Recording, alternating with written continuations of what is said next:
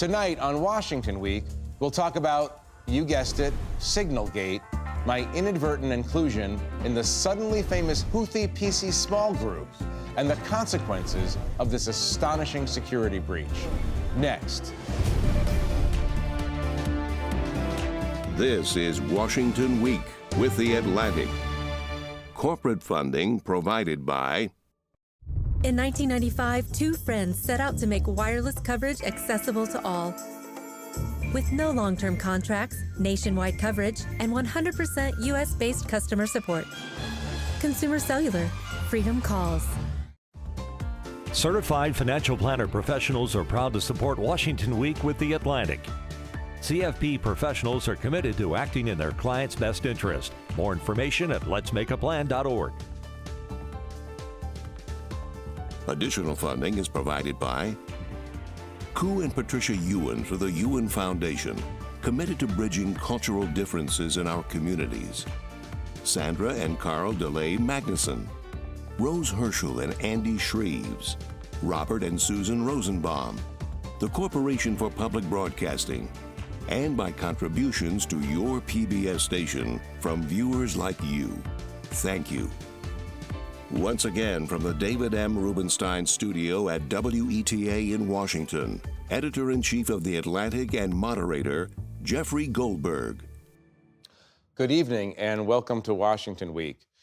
Despite the Trump administration's enthusiastic efforts to deflect attention away from Signalgate and the extraordinary security breach it represents, they're doing this mainly by calling me unpleasant names, Senate leaders of both parties are calling for an investigation, and National Security Advisor Mike Waltz, who first included me in the Signal group, and Secretary of Defense Pete Hegseth are both facing calls to resign. Joining me tonight to discuss this controversy, Peter Baker, the chief White House correspondent at the New York Times, Laura Barrón-López is the White House correspondent for PBS NewsHour. Susan Glasser is a staff writer at The New Yorker, and Shane Harris covers the intelligence agencies for The Atlantic. So, hi. Hi. Nice to see all of you. Thank you for being here. It's a little bit of an unusual show, but we're just going to act like it's not. Thank you for all having your phones with you. I want them visible at all times. Let's start by talking about the consequences, the serious national security consequences of this issue. And I want to start with Shane, who can probably lead us through better than almost anyone what this means for security and safety in the national security realm. Yeah, well, first off, there's the question of how in the world did this happen, that these top-level officials thought it was a good idea to be planning a military operation on a commercial phone app, which is one reason I think that both of us thought in the beginning that this couldn't possibly be real. So there's real concerns about that. Not just in the beginning, like well, right up to the right up to the end, until the kind of the right moment up to the thing, happened. yeah. But look, there's not just because, Signal is fine as an end-to-end encrypted app, but if your phone is compromised, if there's a hacker on there, we know, by the way, that J.D. Vance's phone has been compromised by Chinese intelligence, and he was part of the Signal group, or the Signal group. So there are huge concerns about that, putting this kind of information into a form that it can be intercepted and used. And look, it is painfully obvious now to everyone involved that it is quite easy to add someone to that group who shouldn't be there. This is precisely why, usually, conversations like this happen in a secure facility on classified government networks so that you can't inadvertently add Jeff Goldberg, to the conversation. There's a big, that's a huge issue. And frankly, a lot of the conversation that was happening about trying to stick Europe with the bill is going to have diplomatic repercussions. There are insights now into divisions within the administration over the policy wisdom of attacking the Houthis, which is not going to be a one-off, and those kinds of divisions could persist. In 25 years of covering national security, I have never seen anything approximating this story. It is just replete with security and policy risks. And now the explanation for it is, well, there was nothing really to see here. This was all somehow normal. I presume there are conversations like this going on other apps, and there have been probably for some time in this administration. Right. Laura, were you surprised that they were using, you cover this administration, were you surprised that they were using Signal to talk about really sensitive stuff?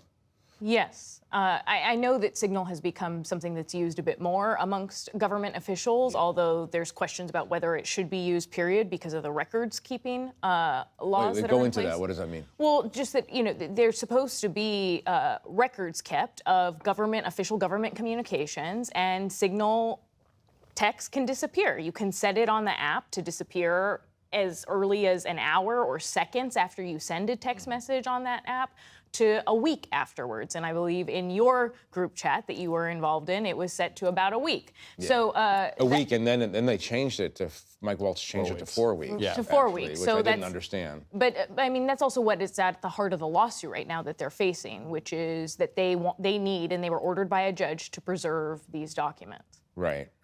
Peter, go back to this question of, I mean, you've been covering both of you have been covering foreign policy issues for a long time. Is there any controversy analogous to this? Any kind of just sort of like, I guess not to put too fine a point on it, dumb mistake like this? Assuming it's a dumb mistake. There are, you're right. Look, there have been screw-ups in Washington since time immemorial, but I can't think of one quite like this. I mean, it's really something, because there are multiple levels, right? There is the decision to use Signal in the first place for something so sensitive, and then, of course, the question of who they happen to add to it. And congratulations on being added. Every journalist in town hates Jeff Goldberg this week because it wasn't us. But the truth is... Every journalist and Mike Waltz. And Mike Waltz, right. Yeah. But the truth is, it's very unlikely this was the first time that they were using Signal. It just happened to be the first time they added Jeff Goldberg, right? So it raises the questions we're talking about, like how much have they been doing this? What kinds of conversations have they been doing? Have they preserved the records? And who else has been listening? If they didn't add Jeff Goldberg on these previous calls, who did get added? Right. I just want to say to the viewers at home, anybody who wants to add me to their sensitive Signal chat, please feel free. Susan, Or any of us. or any of our panel, any of our Try guests. something new. Yeah. Don't go with Jeff is busy. Don't go with the old hat. So I want to talk about secrecy. Susan, why don't you start us off, actually? But I obviously want to hear from everyone, including Shane. When is something secret and when it's not? And put it in the context of their response to this issue. Yeah, well, I mean, look, anyone who's been watching Donald Trump and those surrounding him for the last 8 years probably weren't surprised that their default setting was to attack the journalists, the people who brought you enemies of the people and fake news. A badge of honor for you, Jeff, that they immediately started impugning your integrity and attacking you. Not my first in rodeo, not yours grotesque and yours and terms. yeah. Well, we've all had the pleasure at one point or the other of being personally savaged by the President of the United States. Not something any of us probably expected when we were growing up. But to your point about their excuse, what's really interesting is that they moved. That wasn't enough, and you had the receipts, so they moved very quickly to, oh, don't believe your lying eyes, which is another thing in the Donald Trump playbook, right? Which is like that thing that you just saw, never mind. The attack on the U.S. Capitol on January 6th, actually, it was a totally peaceful, excellent protest. In fact, he's now talking just this week, side note, on paying reparations to those poor people who stormed our Capitol and violently attacked it. Right. But I think this is of a piece with that, right? So they immediately went to, don't believe your lying eyes. They sent the CIA director, the director of national intelligence up to swear under oath on Capitol Hill, oh no classified information. And I think that's the conversation that we're having now that's interesting. All you guys have a perspective on that. In Washington, even for them, it's pretty shameless. I mean, Shane, I can't remember a moment where they would say something like this. Yeah, wait, Shane, before you jump in, I don't want, just watch Tulsi Gabbard for a second at the hearing on Tuesday. Yeah. I have not participated in any Signal group chat or any other chat on another app that contained any classified information. Right. It's absurd. Like the line that they are pursuing, that what was in that chat, and we've all seen it now, was not classified, doesn't even pass the smell test. You can literally look at the DOD and the IC regulations that are public, where they give nice descriptions of the kinds of information that is presumptively secret or top secret. A lot of stuff in that chat matches that. Information is classified based on how severe the damage would be if it were released. So you have secret information, top secret information. As you go up the ladder, the classification corresponds to the damage that would do if it fell into the hands of your adversaries or to the public. So by saying the information is not classified or is unclassified, what these officials would have you believe is that all of this could be made public and there'd be no consequence. We talked about this, in the course of reporting the story. Had that information fallen into the hands of a U.S. adversary that had been in the group, or had you been a less scrupulous journalist and tweeted it, that information would then be known to the Houthis, who would be able to prepare defenses and a counterattack that absolutely would jeopardize the lives of U.S. forces. And you can believe that you have been attacked for jeopardizing those forces. 100%. Well, I mean, that was been not, charged. and this is a conversation that Yeah. Shane and I and others at the Atlantic had. It's like the last thing that we want to do. Maybe this is controversial in some quarters. It's not controversial with me. The last thing we ever would want to do is put Americans in harm's way by putting out information about a tactical issue, a technical tactic. Well, let me read, because this is, so I'm sitting there. This is coming over my phone. This is some of Pete Hegseth's statements in the group chat, and this is all happening. And this is the 11:44 a.m. Saturday text. Trigger-based F-18 first strike window starts. Target terrorist is at his known location show, and this is all caps, should be on time. Also, strike drones launch, MQ-9s, which is the technical designation for Reapers. And it goes on, 14:10, more F-18s launch, second strike package. 14:15, strike drones on target, all caps again. This is when the first bombs will definitely drop, pending earlier trigger-based targets. 15:36, in other words, 3:36 p.m. Eastern Time. F-18 second strike starts. Also, first sea-based Tomahawks launched. Okay, so, pressure test this a little bit.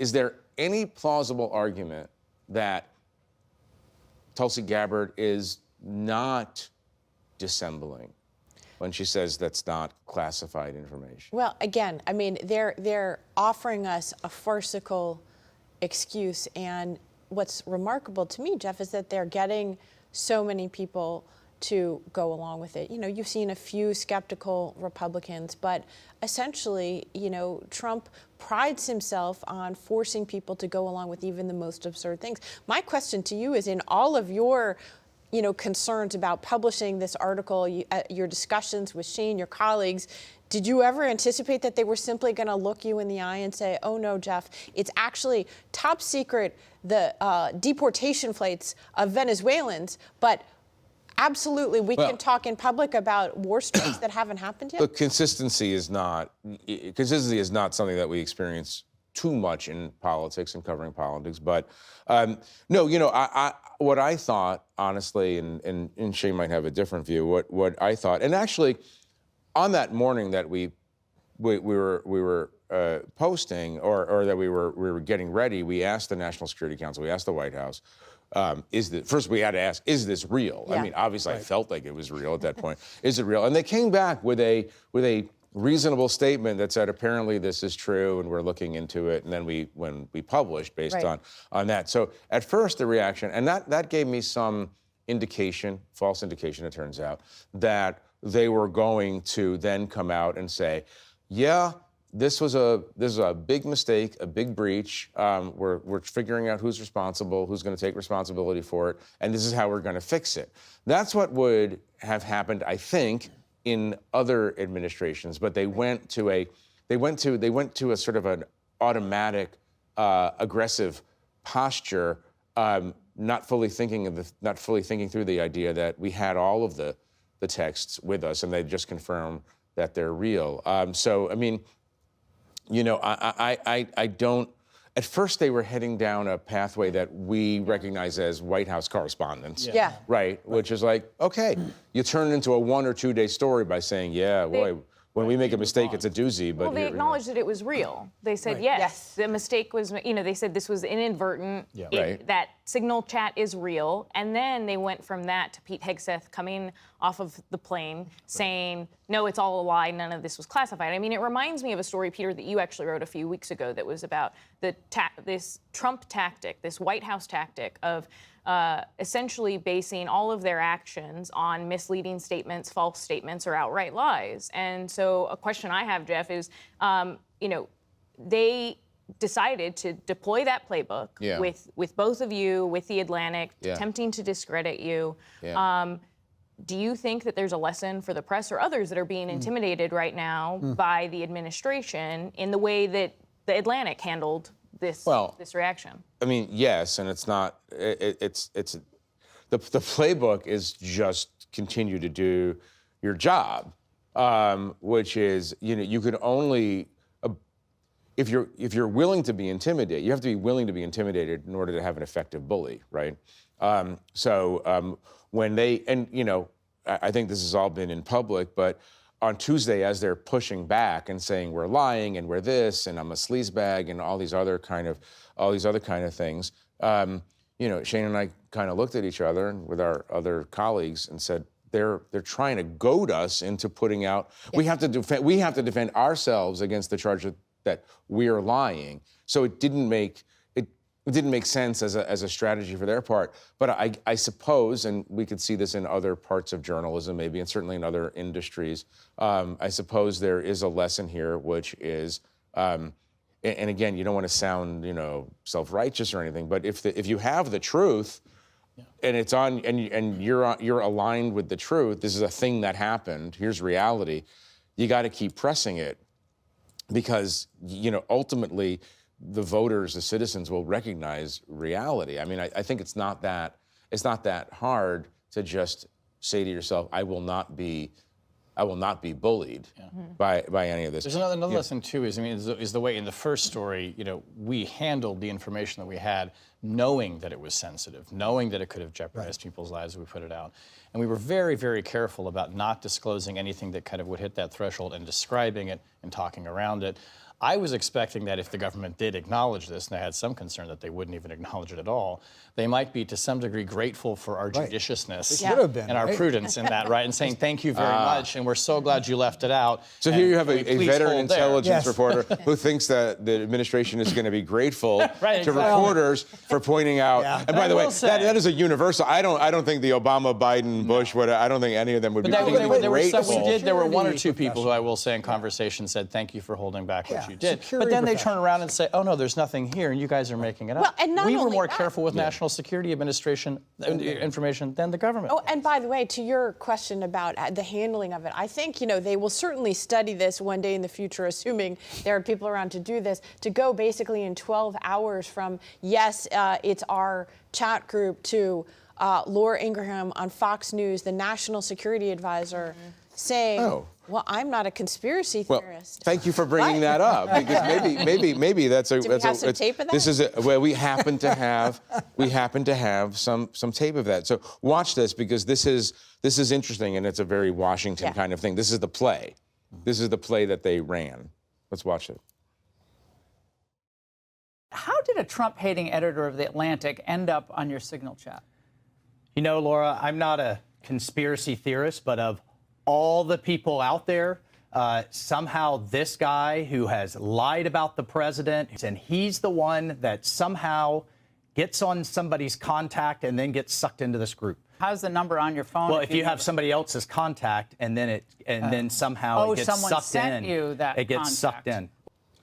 If all the editors and all the editors and all the Jeff, no, I know you can't comment on your relationship pre-existing with Mike Waltz, but I mean, did he look like a man who had been, fed a line that he was not comfortable delivering there?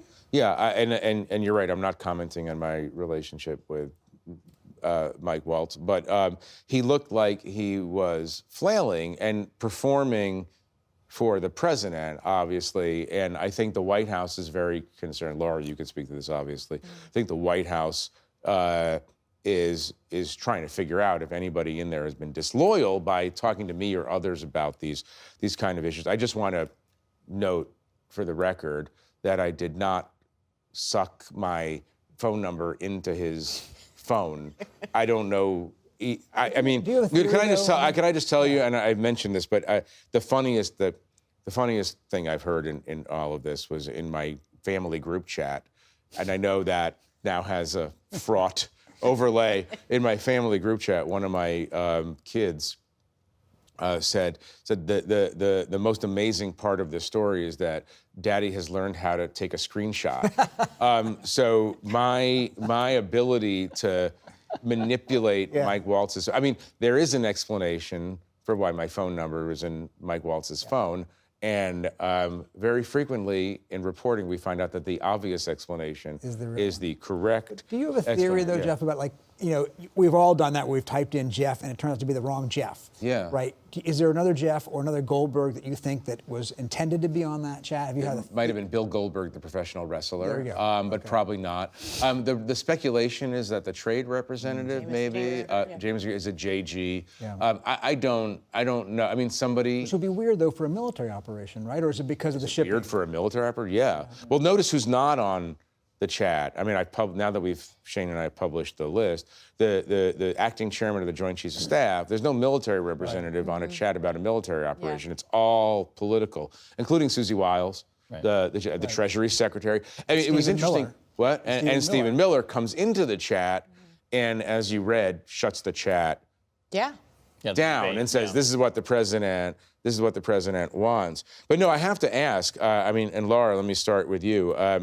It's this question of what is the conversation now inside the White House about this? The question people are asking in Washington, obviously, does anybody pay a price for setting up this at least unauthorized signal chat? Well, there's a lot of defiance in the White House, right? I mean, President Trump is thinking that the tactic that we've all been talking about could potentially work, that he just defends Pete Hegseth, he defends Mike Waltz, and that they're not going to change. I mean, J.D. Vance was saying that today, the vice president, that essentially we are behind our national security team. Now, there is some action, a little bit of action, which you referenced earlier in Congress, which is that the Senate Armed Services Committee, Republican and Democrat at the top of that committee, have asked the DOD Inspector General to investigate. That's Roger Wicker, the Republican of Mississippi, and Jack Reed, Democrat. And they've asked the Defense Department IG, and that committee has jurisdiction over acting IG, by the way, because they fired.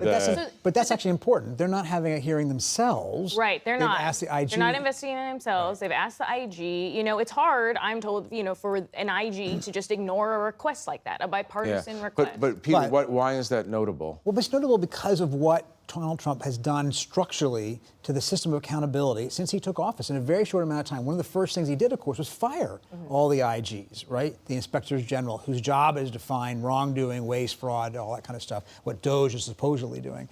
And so the acting IG at the Pentagon now, watch what happened to his predecessor. Now, he's a professional. He's not a Trump appointed political person per se, but he certainly knows what happened to an IG who went across the line that Donald Trump set. And so there's going to be questions as to whether there's real accountability there. At the same time, watch what Pam Bondi said this week. The Attorney General. Attorney General of the United States. The normal reaction by an Attorney General would be a judicious one, might say, need to look into this, I don't want to comment, whatever. No, she went off on a political attack about Hillary Clinton and Joe Biden and said, this is not classified. In effect, she said, I'm not going to investigate, right? Much less sensational lapses in national security trigger investigations. It may not be these guys did anything illegal, but usually at least there's a real investigation.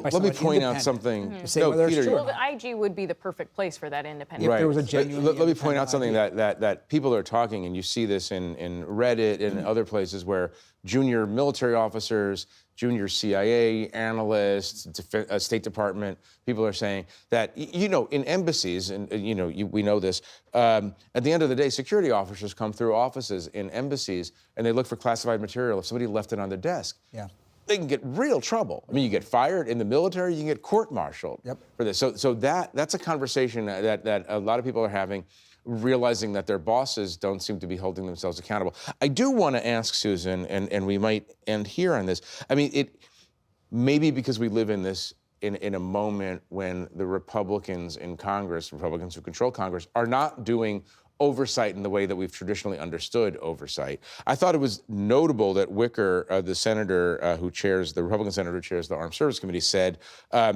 the information as published recently appears to me to be of such a sensitive nature that based on my knowledge, I would have wanted it classified.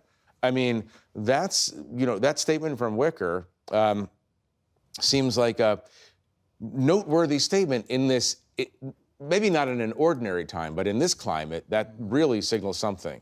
Well, that's right. I mean, it suggests that there are some senators who haven't quite let go of being reality-based in the interests of preserving relations with Donald Trump. But I would also note that Wicker voiced public discomfort with the idea of Pete Hegseth as an unqualified nominee to be the Secretary of Defense, and then went ahead and voted for him anyways. Right. Very quickly, Peter, Pete Hegseth, Mike Waltz, jobs in trouble? I mean, look, you know, as Laura said, they just doubled down on it. The vice president doubled down on it. The vice president's been wrong before in predicting what Trump was going to do. If he decides that it's too much, he might toss one or both overboard. But I think he resists the pressure from the chattering class. Right. If you release any more texts. Right. No more texting. So we need to leave it there for now. I want to thank our panelists and our viewers for joining us. You can find The Atlantic's latest reporting on the group chat controversy at theatlantic.com. I'm Jeffrey Goldberg. Good night from Washington. Corporate funding for Washington Week with The Atlantic is provided by Consumer Cellular. Certified financial planner professionals are proud to support Washington Week with The Atlantic. CFP professionals are committed to acting in their clients' best interest. More information at letsmakeaplan.org. Additional funding is provided by Koo and Patricia Ewan for the Ewan Foundation, committed to bridging cultural differences in our communities. Sandra and Carl DeLay Magnuson, Rose Herschel and Andy Shreves, Robert and Susan Rosenbaum, the Corporation for Public Broadcasting, and by contributions to your PBS station from viewers like you. Thank you.